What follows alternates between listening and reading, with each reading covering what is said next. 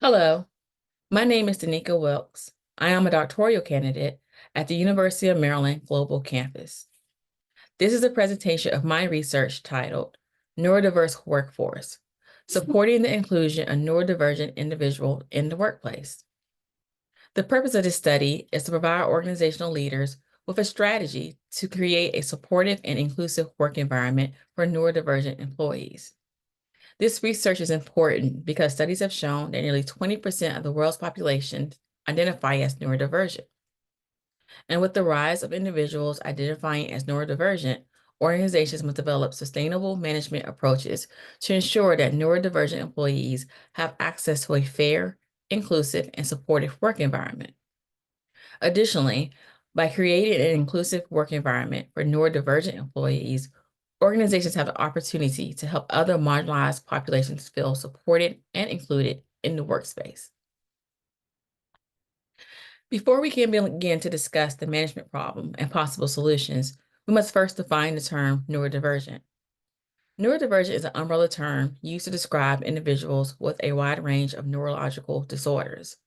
In essence, it describes a population of individuals whose brains work differently than what we typically define as normal, average, or neurotypical.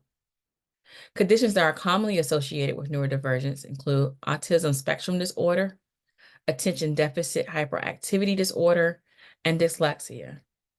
However, it should be noted that although these are the most common conditions associated with neurodiversity, there are others, such as depression, anxiety, and Tourette syndrome, that fall up under this umbrella term. Now that we have defined the term neurodivergent, we can discuss the management problem. As previously noted, the rise of individuals identifying as neurominorities has created a need for organizations to develop more substantial management approaches to ensure that neurodivergent employees can work in an inclusive and supportive work environment. While there have been efforts to promote diversity, equity, and inclusion initiatives, for most organizations, DEI programs focus solely on race, gender, and/or sexual orientation. Therefore, there is a need to examine research-based management strategies for developing and cultivating an inclusive work environment for neurodiverse employees.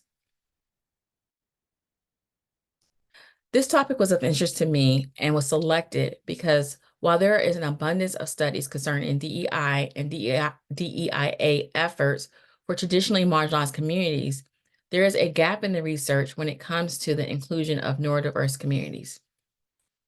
In fact, the literature landscape shows that due to their focus on other inequalities in the workplace, such as gender parity, LGBTQ+, and race inclusion, employers are continuing to miss out on the highly skilled talent associated with the neurodiverse community. The question guiding this research is, what management strategies can organizations employ to foster an inclusive environment for neurodiverse employees and improve overall organizational effectiveness? This research question was developed using the SEMO framework. The theoretical lens applied to this study was Sheen's organizational culture theory, OCT. OCT was selected because it describes how organizations can influence employee experience and organizational effectiveness by adjusting various values that control the culture and influence the organizational climate. As depicted in the figure on this screen, Sheen describes 3 different levels of OCT: artifacts, espoused values, and underlying assumptions. The levels towards the top of the pyramid are more visible and usually easier for the organization to adapt or change. This includes issues such as lighting, noise control, the layout to the office, or the way work is distributed to employees. The deeper levels are less visible and more challenging for the organization to adjust. This involves adjusting the way employees think, feel, and perceive certain issues in the office. This conceptual framework presents a visual illustration of organizational culture theory as it pertains to the current management problem of developing an inclusive work environment for neurodiverse employees. This conceptual model links organizational culture and climate. As shown in the model, both organizational culture and climate impact the behaviors of employees in the organization. The initial exchange starts with identifying neurodiverse employees in the organization. Once identified, the neurodivergent employee provides the organization leadership direct feedback on elements of the organization's culture that contribute to the success or failure of their performance.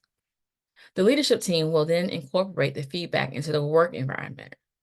If the feedback is positive, the organization will maintain its current culture and climate, ultimately contributing to an inclusive work environment. If the feedback received from the neurodiverse employee is unfavorable, the leadership team will adjust the appropriate culture level depending on the nature of the feedback. Once the organizational culture and climate are adjusted, the overall work environment should improve for the neurodiverse employee, which should also contribute to an increased organizational performance and organizational effectiveness.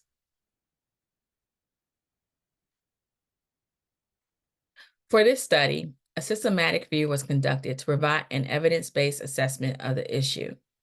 A systematic review was selected because its process includes rigorous methods that ensures the findings and results of the research are reliable and meaningful to the targeted audience. The key steps to a systematic review are captured in the figure below. First, formulating a research question. Then, developing a search strategy that utilizes eligibility criteria to search and screen articles for inclusion. Perform critical appraisal to select eligible articles for review. Synthesize selected articles for relevant evidence. And then making and communicating results and recommendations. The aim of this study was to conduct an exhaustive search of quantitative and qualitative articles focusing on neurodiversity in the workplace. The search strategy combinations of critical terms and inclusion and exclusion criteria used to pull the data concerning workplace neurodiversity are captured in the table shown on this slide. The search elements were limited to peer-reviewed articles published between 2000 and 2024. This was to ensure that the study focused more on relevant studies and research rather than articles that would provide an historical point of view. The snowball method was also performed to retrieve additional articles that address the management problem. To appraise the quality of the articles selected for the systematic review, the Topopis framework was used to evaluate each article. Topopis was selected for this study because it can be used to assess both quantitative and qualitative research. Each standard within the framework was rated on a scale of 0 to 2, with 2 equaling very good, 1 equaling good, and 0 equaling not good. After each article was appraised, the scores were added to give a final score. The maximum score article could receive was 14, and the lowest was 0. The strength of the article's trustworthiness and relevance was determined by the closeness to the score of 14. Articles that received a score of 11 or higher were considered beneficial to the research and were included in the coding process. The Prisma chart, pictured here, delineates the review process of the articles collected to address the management problem. As depicted in the chart, the initial search results rendered 6,134 articles. After applying exclusion criteria and completing the quality appraisal, 38 articles were included in the final analysis. This research process has not been completed yet. The next steps include completing the coding process, analyzing and synthesizing the findings, updating the conceptual model, and presenting the findings, the implications for management, the areas for future research, and the limitations of the research. Thank you for your time. I look forward to your questions at the SOARS.